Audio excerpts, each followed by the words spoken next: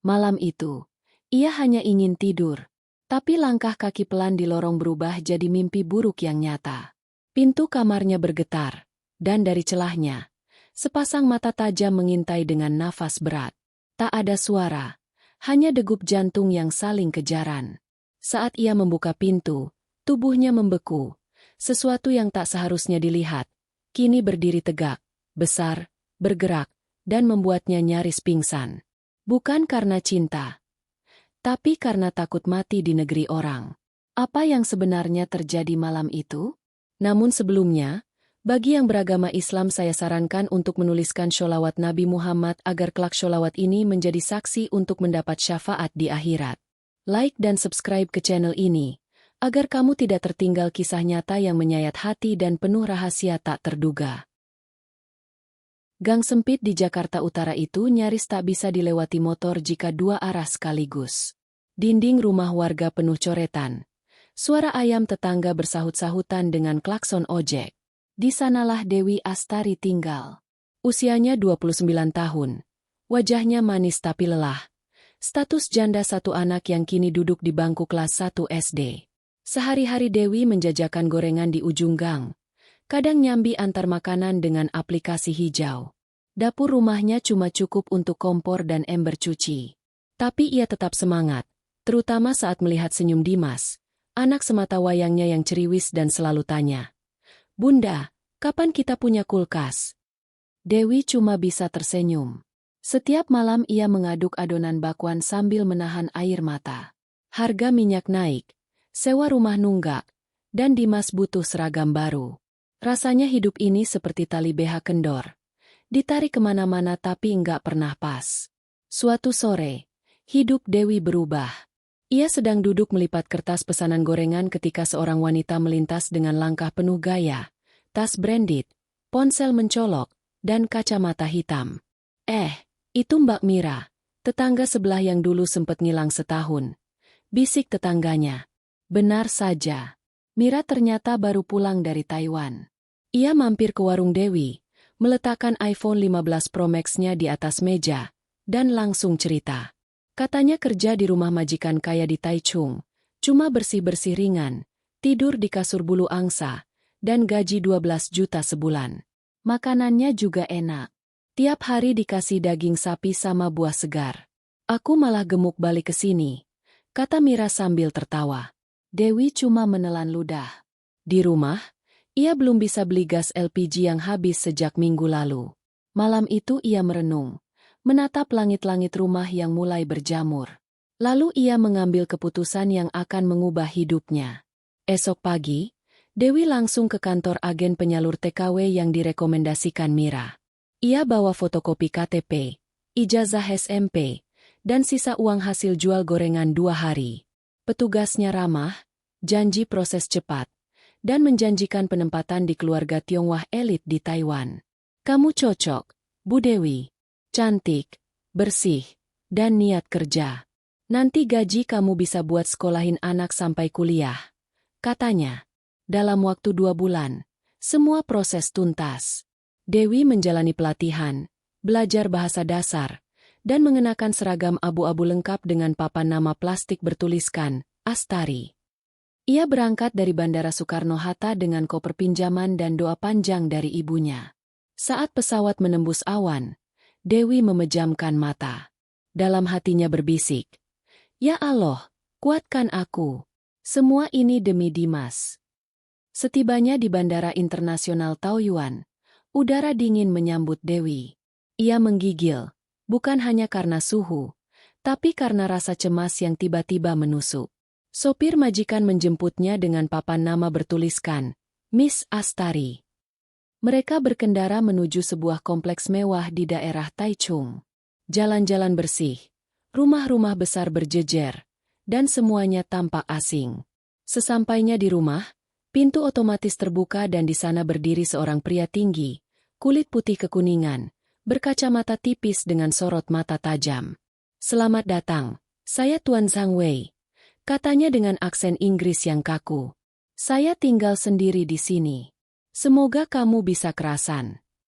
Rumah itu luar biasa megah. Lantainya marmer, Langit-langitnya tinggi, dan ada taman indoor dengan kolam kecil berisi ikan koi. Dewi terkesiap.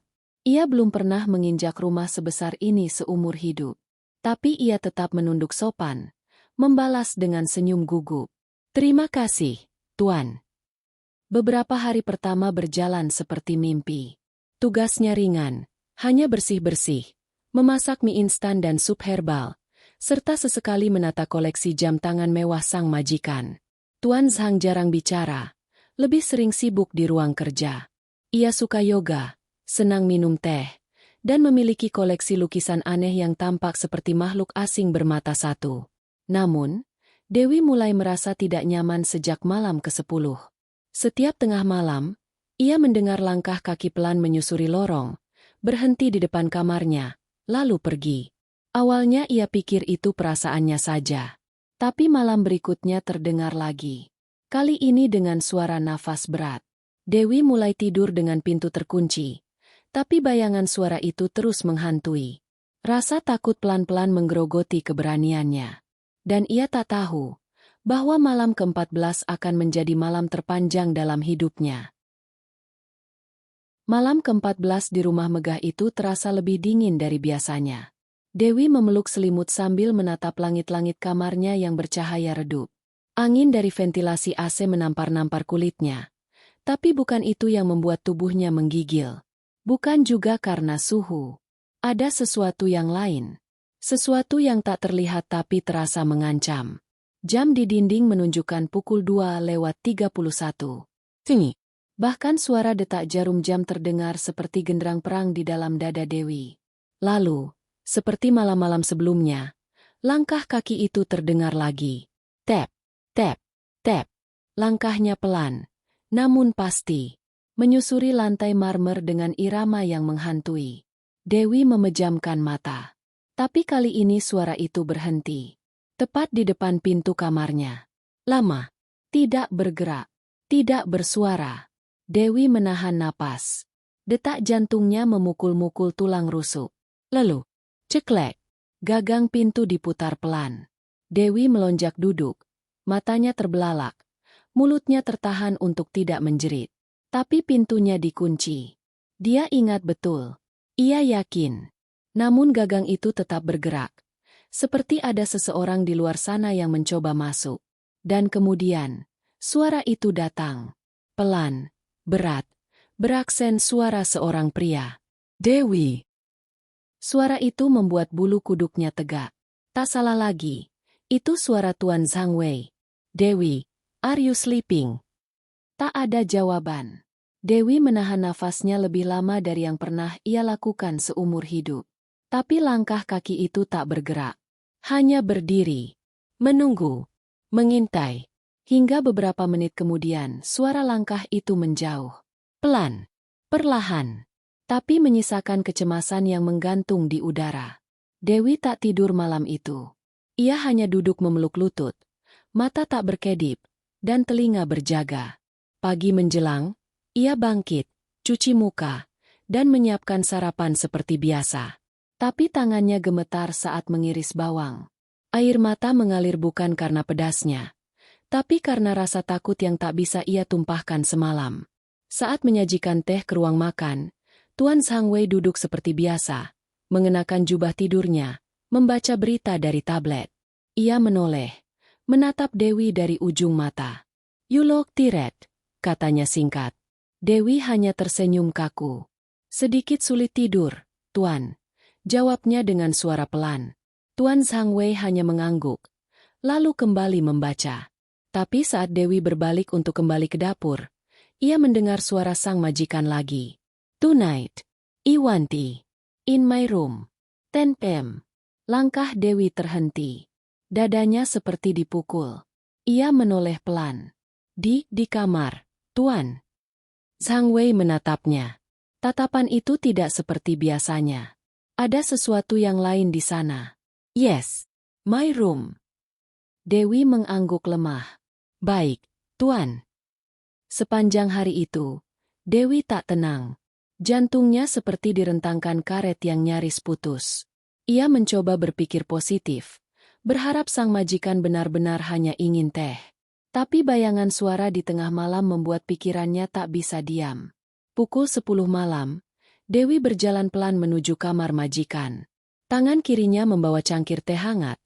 Tangan kanannya memeluk jaket tipis yang ia kenakan seolah jadi pelindung diri. Kamar itu berada di ujung lorong. Pintunya besar, terbuat dari kayu gelap dan ukiran naga emas. Saat ia mengetuk, pintu terbuka sendiri, tidak dikunci. Cahaya redup dari dalam menyinari lorong, dan dari balik pintu terbuka itu, ia melihat Tuan Zhang berdiri. Hanya mengenakan celana dalam boxer warna abu-abu ketat. Dewi menunduk refleks, tapi matanya sempat menangkap sesuatu yang membuat otaknya membeku dan tubuhnya kaku. Di balik kain ketat itu, ada sesuatu yang tidak biasa. Besar, bergerak, seolah hidup sendiri. Tuan Zhang mendekat perlahan. "Angeforti, Dewi," ucapnya lirih. Dewi mencoba tersenyum. Tubuhnya setengah mundur. Saya taruh di meja saja ya, Tuan." Namun sebelum ia sempat meletakkan cangkir, Tuan Zhang menyentuh lengannya. Sentuhan ringan tapi cukup membuat tubuh Dewi seperti tersengat listrik. Ia menoleh, dan mata pria itu menatapnya dari ujung kaki hingga ke kening. Tatapan yang tak lagi profesional. Tatapan yang menyapu dengan maksud. "Very beautiful," bisik Tuan Zhang. Cangkir teh itu nyaris jatuh dari tangan Dewi. Ia buru-buru meletakkannya di meja dan mundur cepat. "Saya permisi dulu, Tuan. Sudah malam." Tanpa menunggu jawaban, Dewi membalikkan badan dan berjalan cepat keluar dari kamar, lalu setengah berlari kembali ke kamarnya. Begitu pintu dikunci, ia jatuh terduduk di lantai. Air matanya jatuh satu-satu. Rasa jijik, takut, dan marah bercampur jadi satu. Di dalam hatinya hanya ada satu kalimat yang berulang-ulang. "Aku harus pergi dari rumah ini, malam ini juga." Malam itu, Dewi tak tidur barang sedetik pun. Setiap kali matanya mulai terpejam, bayangan Tuan Zhang Wei dalam boxer ketat itu kembali hadir. Geli, jijik, dan ketakutan saling berebut tempat dalam pikirannya.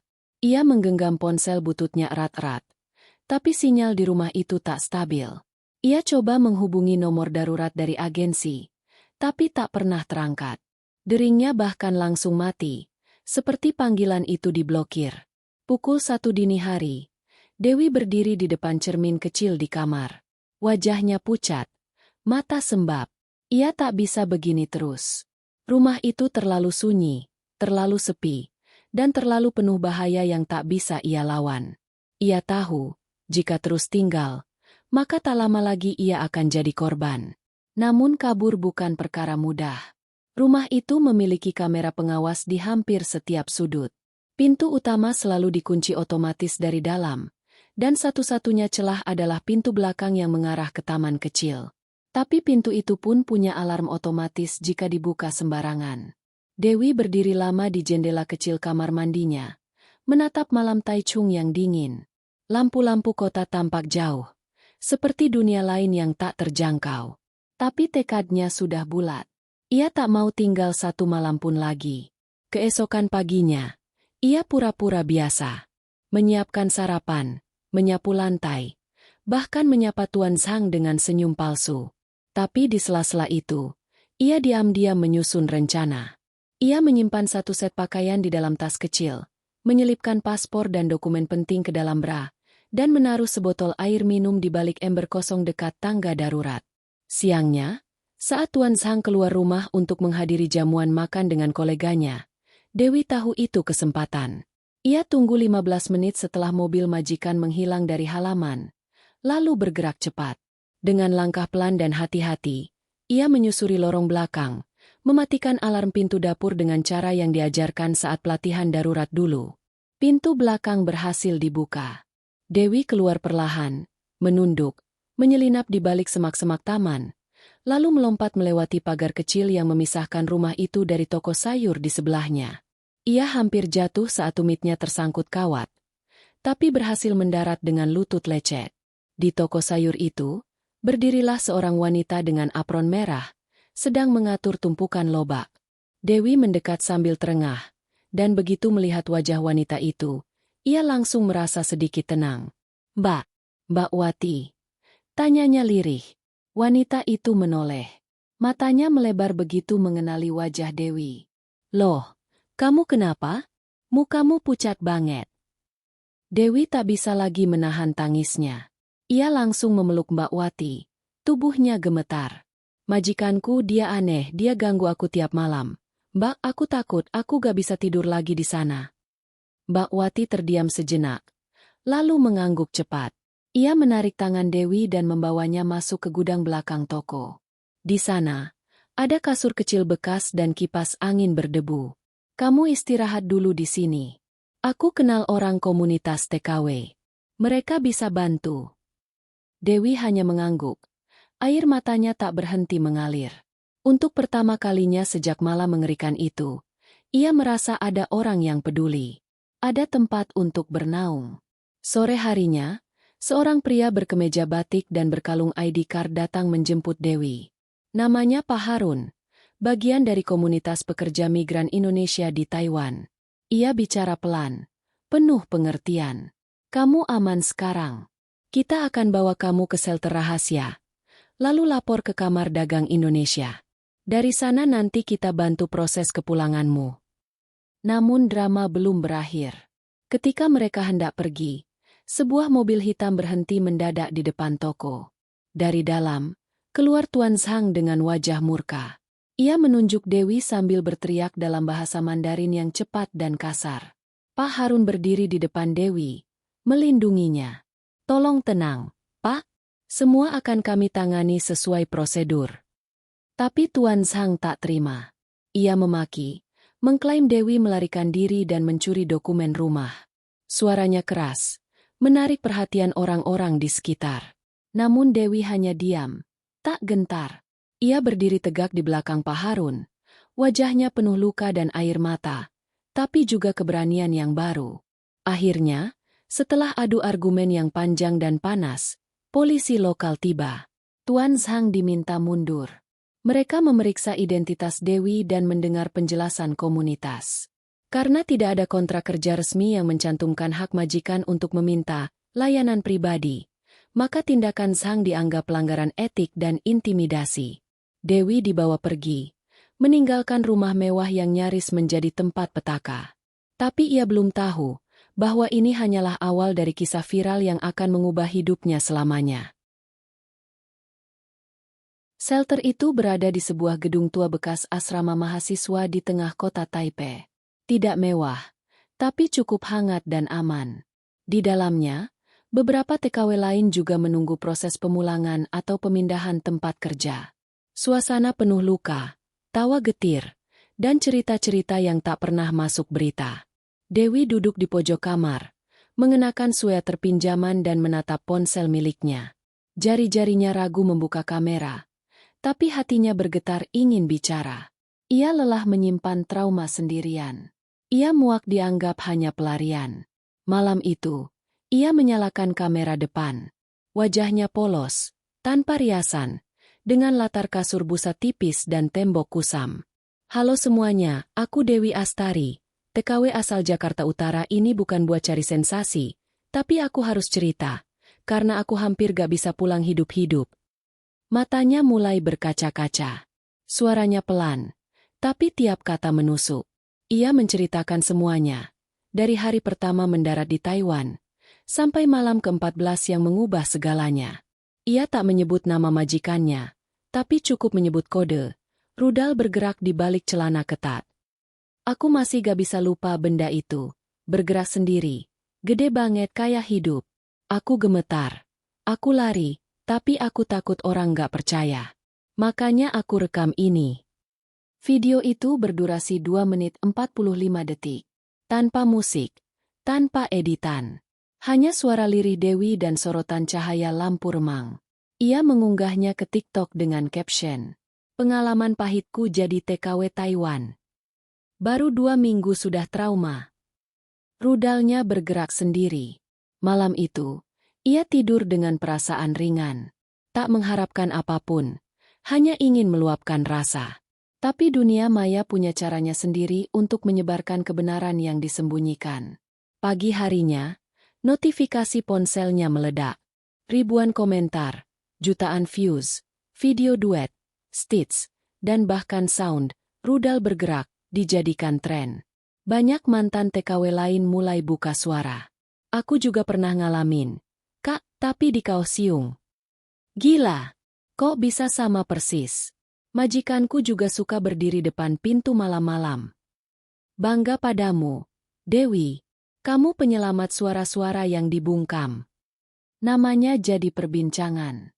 Dari grup TKW, komunitas migran, sampai masuk akun-akun berita ringan. Bahkan akun-akun lawak mulai membuat meme dari penggalan kata-katanya. Foto Dewi sambil menangis dengan caption, "Baru mau buat teh rudalnya udah nyambut duluan." Meski ada komentar buruk yang menyebutnya lebay, Dewi tak ambil pusing. Ia tahu betul apa yang ia alami nyata. Dan semakin viral videonya, semakin banyak yang mulai bicara. Komunitas TKI di Indonesia mulai menghubunginya. Beberapa podcast diundang untuk wawancara online.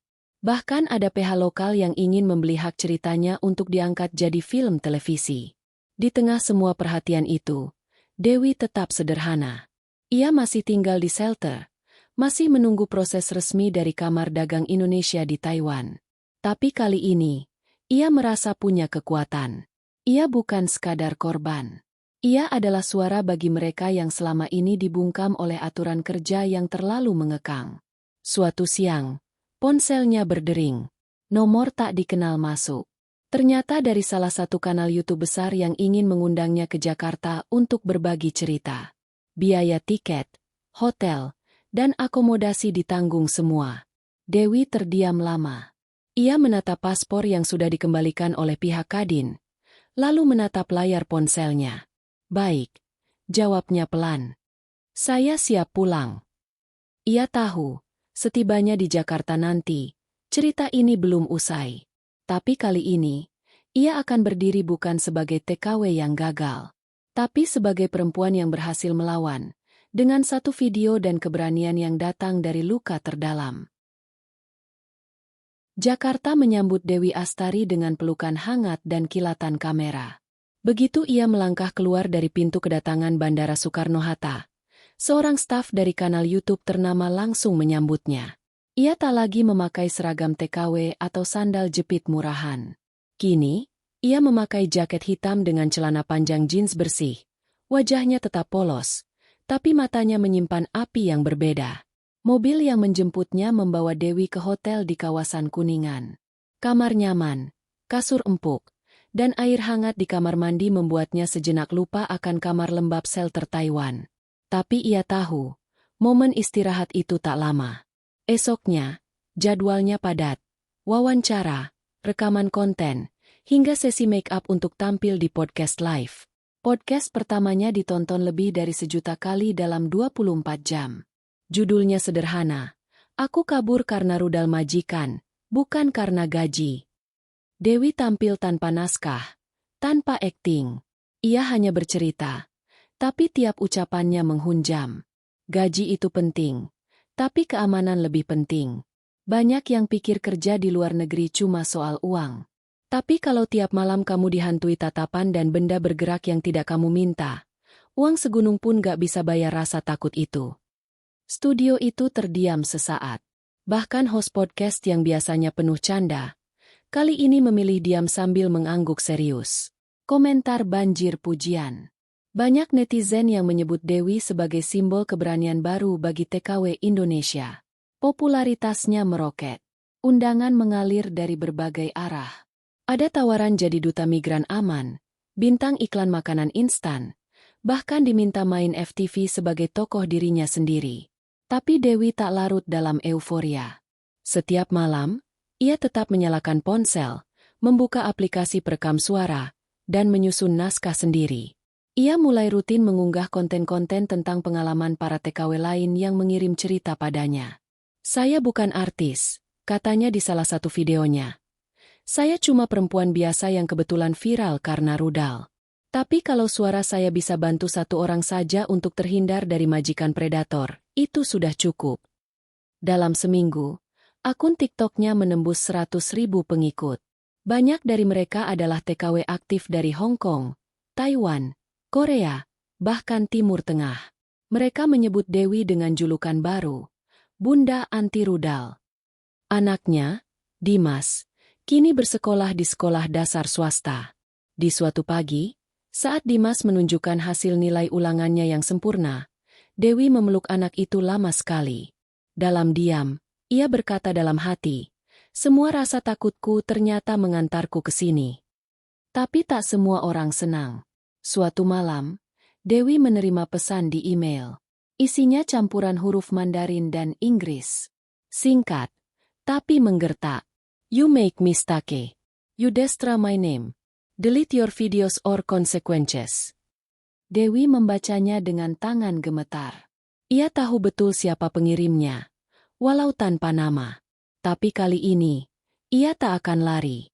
Ia menekan tombol rekam. Lalu bicara langsung ke kamera. "Aku tidak takut. Aku tidak memfitnah. Yang aku lakukan hanya menceritakan apa yang benar-benar terjadi. Kalau kamu takut reputasimu rusak, mungkin kamu memang harus mulai jadi manusia yang lebih baik." Video itu meledak. Ribuan komentar membanjiri, mendukung dan membela. Komunitas pekerja migran bahkan ikut melaporkan ancaman tersebut ke pihak berwenang.